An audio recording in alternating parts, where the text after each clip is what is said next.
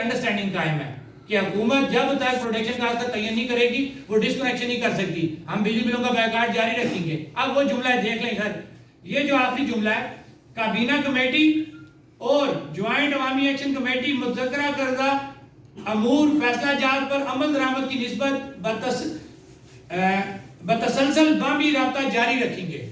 یہ وہ 10واں پوائنٹ ہے جو آپ نے سوال کیا, جواب دیا, اور یہ قانونی میرے پاس وہ جملہ ہے کہ اگر یہ کسی کا ڈسکنیکشن کریں گے, کسی کو پریشرائز کریں گے, میرے پاس قانونی جواز بھی موجود ہے. اخلاقی وہ ہے کہ جو ہمارا زبانی ہوا ہے جس پہ حکومت قائم ہے کہ آج تک انہوں نے کسی کی ڈسکنیکشن نہیں کی نان پیمنٹ کے اوپر. لہٰذا ہم وہاں کامیابی سے باہر آئے ہیں, ہم 9 چیزیں لے کے آئے ہیں, ہم نے عوام کو ٹکراؤ سے بھی بچایا, ہم نے اداروں کا اور عوام کے ٹکراؤ کو بچایا, اور 9 چیزیں لیتے ہوئے اپنے موقف کے ساتھ کہ ہم اس وقت تک اپنے پیداواری لاگت کے موقف پہ قائم ہیں جس وقت تک پاکستان اور آزاد کشمیر حکومت مل بیٹھ کے آزاد کشمیر کے لوگوں کے لیے پیداواری لاگت کا تعین نہیں کرتی. شوکت صاحب, آپ نے تذکرہ کیا جی ایس ٹی کے حوالے سے اور نیلم جھیلم کے حوالے سے. 2003 میں منگلا ڈیم کی توسیع کا جو منصوبہ تھا اس کی ورکنگ پارٹی کے ڈرافٹ اور فائنل ورکنگ ڈرافٹ کی کلاس 5.3 میں یہ تسلیم کیا گیا ہے کہ جی ایس ٹی حکومت آزاد کشمیر کو ملے گا, اور اس وقت کیس بھی کورٹ میں موجود ہے. 1967 سے 2003 تک جو جی ایس ٹی کی تخمینہ لاگت بنتی ہے جو آزاد کشمیر حکومت کو ملنی ہے وہ 18 کھرب روپے ہے. ٹھیک ہے جی. اب مجھے تھوڑا سا اس میں یہ وضاحت دے دیں, جو آپ کا جی ایس ٹی کا مطالبہ ہے وہ نیلم جھیلم کا ہے یا منگلا کا بھی ہے, تمام منصوبوں کا ہے؟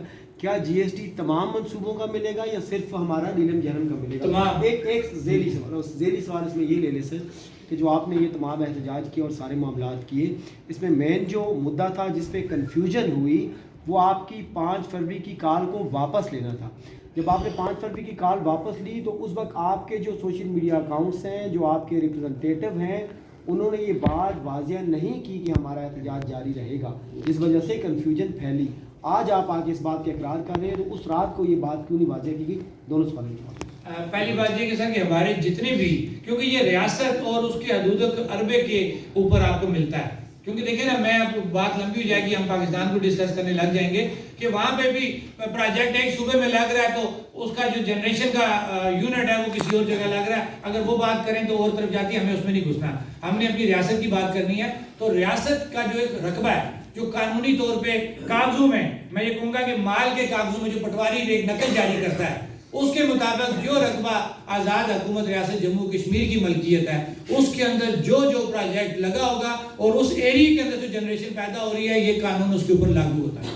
اچھا سر, اور دوسری بات جو رہ گی آپ کی, بالکل آپ کا سوال درست ہے, کیونکہ ہمارا ڈیڈ لاک آ گیا تھا پیداواری لاگت کے اوپر. ظاہری بات ہے, ہم نے عوام سے بات کی ہوئی تھی کہ بھئی ہم 5 سے پہلے پیداواری لاگت کا تعین کر کے آ جائیں گے, لیکن جب وہ نہیں ہو رہا تھا وہ اپنی مجبوریاں بتا رہے تھے, تو ہم اپنی مجبوریوں کو بتا رہے تھے بھئی نہیں, عوام کی بات نہیں مانے گی. اور آپ نے وہ بات دیکھ لی کہ ہمارے لیٹ نائٹ ہم نے یہ بات اناؤنس کی اپنے اکاؤنٹ سے, بہت لیٹ, لیکن عوام نے وہ بات نہیں مانی. ایک تو لیٹ ہو گیا تھا وہ ڈیسیژن, دوسرا عوام یہ کہہ رہی تھی کہ نہیں آپ ہماری پیداواری لاگت کا تعین کر کے دو گے, ہم یہ بات نہیں مانتے.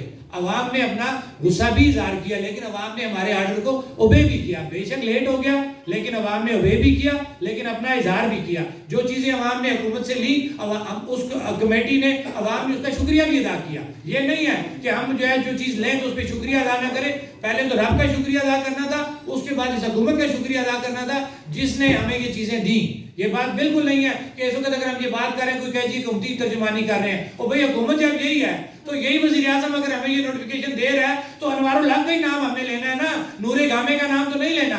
لہذا انوار الحق اس وقت اسٹیٹ کا وزیر اعظم ہے, اسی کے دور حکومت میں ہمیں یہ 9 چیزیں ملی ہیں, اور اسی کے دور حکومت میں ہمارے پروڈکشن کاسٹ کا تعین ہونے جا رہا ہے, تو ہم اسی کا نام نہیں لینا. اس میں کون سی سیاست آ گئی ہے؟